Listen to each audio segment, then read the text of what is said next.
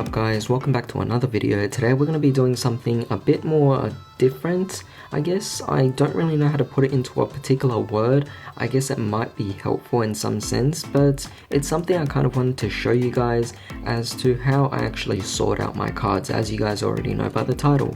So essentially, 2 videos ago, or not 2 videos ago, but I have made 2 videos where I actually opened up the Phantom Rage packs, of course, and as a result I've managed to accumulate quite a bit of cards, but I have yet to actually sort them. So this video could actually help out people who are kind of new to the game, but at the same time, for anyone who's been playing the game for a long time but wants to find a more efficient system to actually sort out their cards, maybe this video will kind of help you out on that particular standpoint.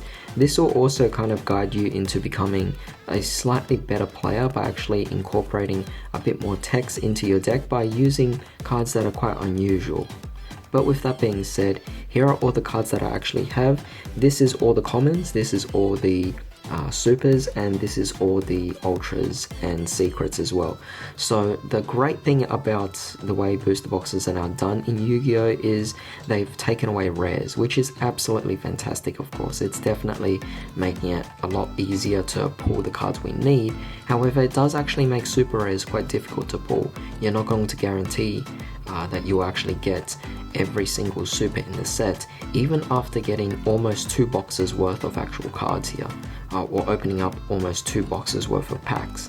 So with that being said, I've already done off screen, sorted out all of these cards into some kind of appropriate manner. So for example, I'll show you right off the comments right here. All of these cards have been sorted out already, right? And they've also been grouped into their appropriate archetypes as well. So that's one thing I actually want you guys to do when you actually are sorting out your cards. I'm sure a lot of you guys are already doing this as part of your system, so that is definitely wonderful, of course. But we're going to come back to these higher rarity cards soon, and we'll actually start off with the commons first. So big pile, let's actually just move this here to the side, and let's actually take out quite the top bunch. And the way I sort it out is, or the way most people are actually questioning this is, what cards will you actually keep and what cards will you actually get rid of? And that's a very interesting question, because some people are so meta minded, they are so competitive minded, that even though a card might actually be an interesting tech, they completely discard it, they completely throw it away. And I think it's quite a shame that people are actually doing that. It takes away diversity from the game. You're all sticking into this particular mindset where you need to play the highest rarity cards, you need to focus on just the chase cards, and as a result, it's kind of sad to see that no one's willing to try out different things to actually see if they work or not. And sometimes they actually do. This is something I've been doing for a long time. It's adding in just these random texts from different sets that no one is playing, but it catches people off guard, and it definitely works. So I highly recommend you actually try this out. So the way I do this is, I'm just basically just going to go over all of these cards right here, and I'm going to sort out everything I want to keep and everything I want to get rid of and I don't need. So firstly, let's establish a few goals. The first thing is, of all the new archetypes in this, I am going to be attempting to build all of them. So there are 4 particular archetypes that I'll be building in this that are all new and introduced into this set. So when we get to them, I'll let you guys know. But with that being said, I'm going to go over each of these and explain my reasoning as to why I want to keep it and why I want to discard it. So with that being said, let's begin.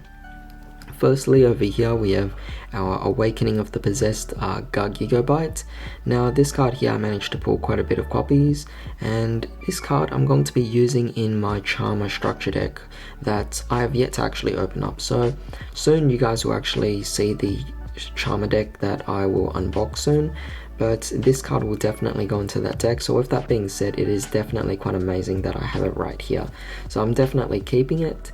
Same thing applies for Awakening of the Possessed Rasen Ryu. I also pulled actually quite a lot of these ones, multiple playsets, and at the same time, I'm also keeping those as well. Now if you guys are wondering about the actual copies of the cards I'm choosing to keep, We'll get to that later, but for the time being, this is something I'm choosing to keep right here. Next over here we have the UAs. Now right off the bat, I don't know their effects.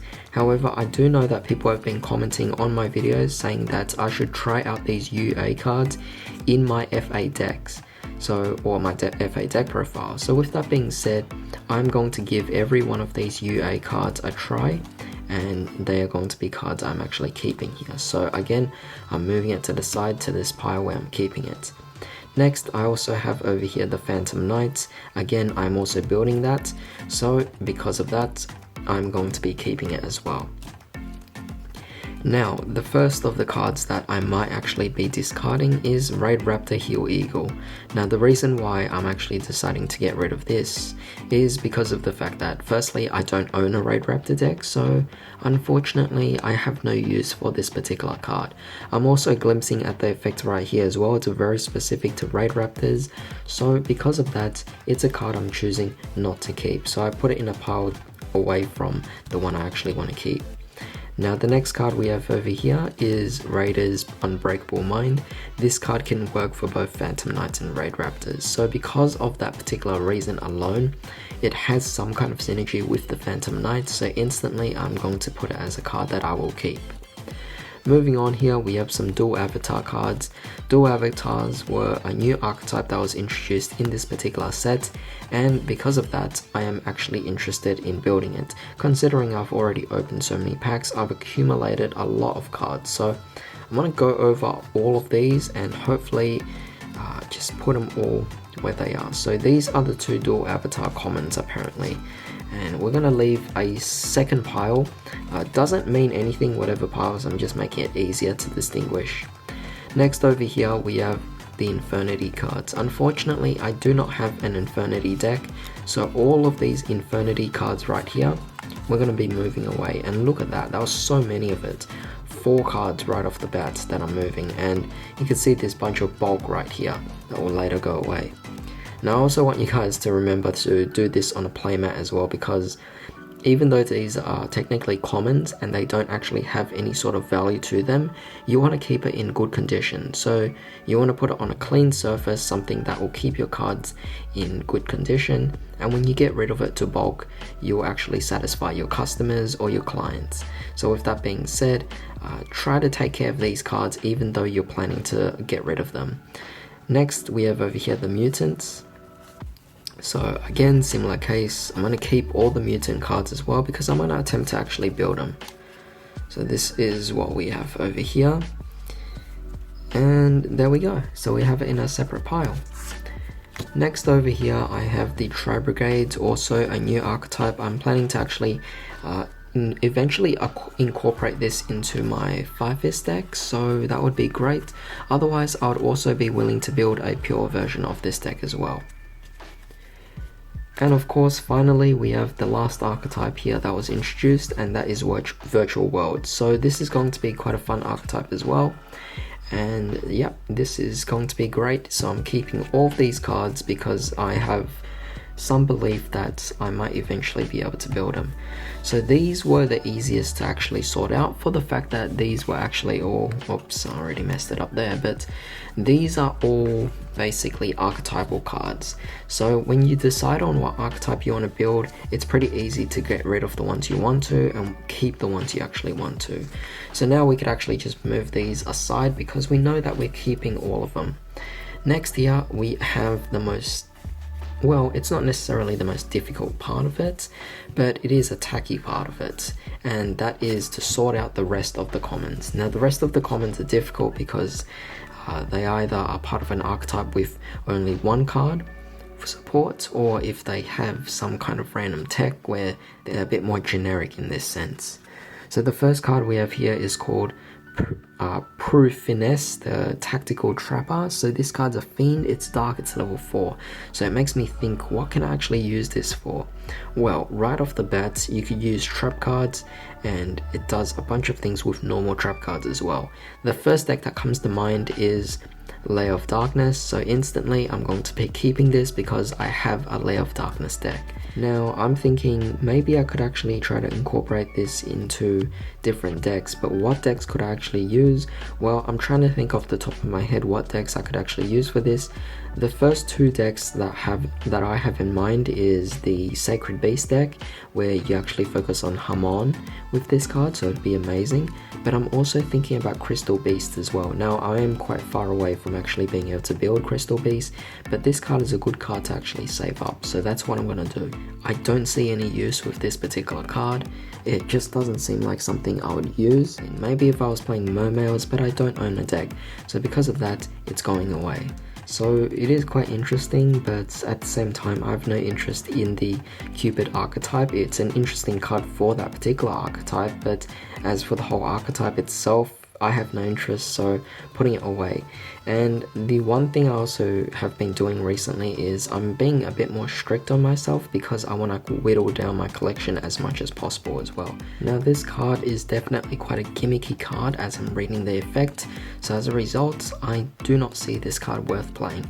Sure, it could be a techie card, but the fact that it involves a die roll is definitely not good at all. Now, because this deck is actually focusing on penguins, I'm not actually going to be keeping this. I must say though, I do appreciate the artwork quite a bit. It is definitely quite amazing. Now, this card here is a very interesting card because it is quite an interesting tech, and I could see myself using this, so I'm going to keep it right here as well.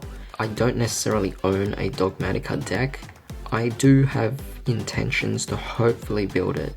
So it makes me think, should I even attempt to keep this? And the answer to that is, it depends on how desperate I am.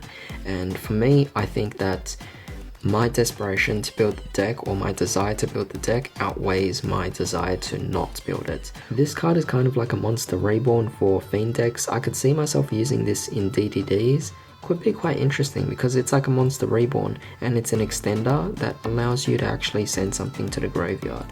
It isn't a quick play, which is quite unfortunate, but you know what, it might be okay because I could actually still see myself using this. It's like a Monster Reborn for DDD, so I think for once I'm actually going to be using this. Of course, it's meant to be used for Dark Worlds, but I could see some use in any of the Fiend decks I actually own. I think GX is one of the greatest eras out there with a lot of fun archetypes, so although it seems far-fetched for me to build an Arcana deck in the future, I just want to grab any card that is related to the GX era.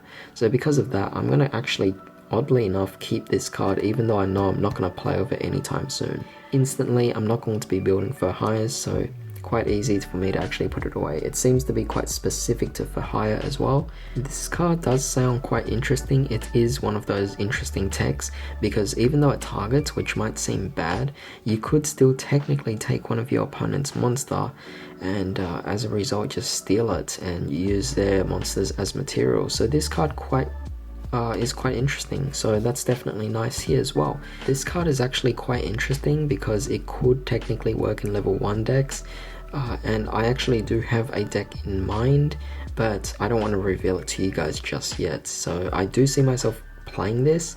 It is going to suck that the opponent actually will add the card to their hand, but hey, it doesn't really matter. It is unfortunately a trap card. I don't really like that, so I'm actually going to put this away. I don't see it as viable enough to actually trigger off any big plays because it's just so slow. If you're playing a deck that doesn't really care about the extra deck, this card could really detriment your opponent. So I quite like this card. As a result, I am definitely keeping it. In fact, this card could technically be played in meta decks, because any meta deck that doesn't utilize the extra deck, this card's going in the side deck for sure. It's a really good card.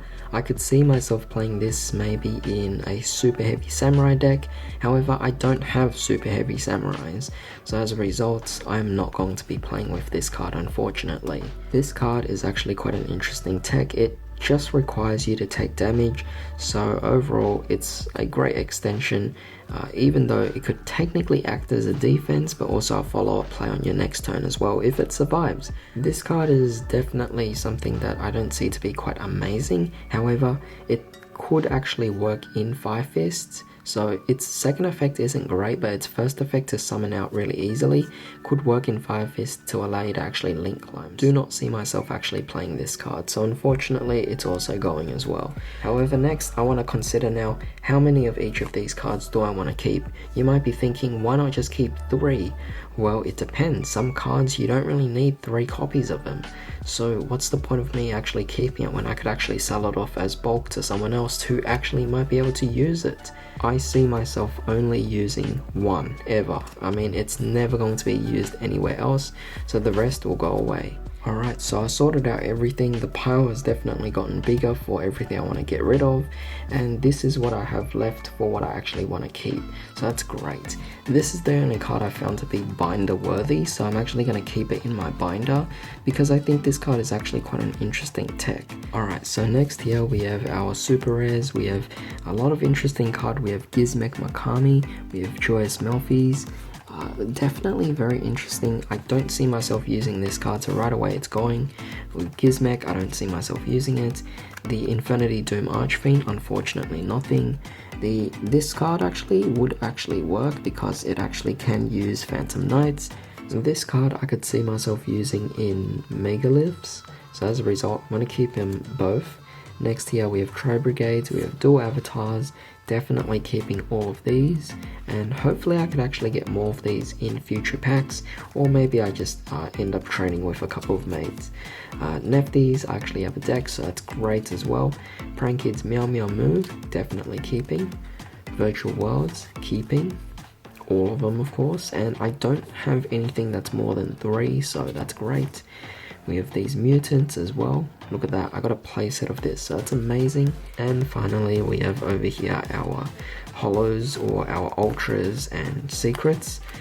Mutant Lab, I'm using it. Tri-Brigade, we're using the armor tile definitely, and we're going to use the dual avatars as well. It's focusing on Albaz and Tri-Brigade, so I see Tri-Brigade, I'm going to be using this. And now we have these cards over here. Quite interesting indeed, because with these particular cards it does make me think. I don't know how I managed to pull all of these out of just 2 boxes worth. Technically less than 2 boxes because I didn't necessarily open 2 boxes, I just opened packs and managed to get all of that. So quite amazing, and it makes me really think about what to keep. Now personally I have been told that Alpha is an incredible card, same thing as Torn Scales, but Torn Scales I was looking for anyway because I am still building my Phantom Knights deck, so I was going to keep it either way. I actually thought that if I pulled 1 I would already be quite lucky. To think I pulled 3, but not only that, one of them happens to be a Starlight Rare as well, I'm just really satisfied. So this is great, and I'm definitely going to be keeping these 3 for my deck. Same thing as Alpha as well, I'm actually going to keep them as well.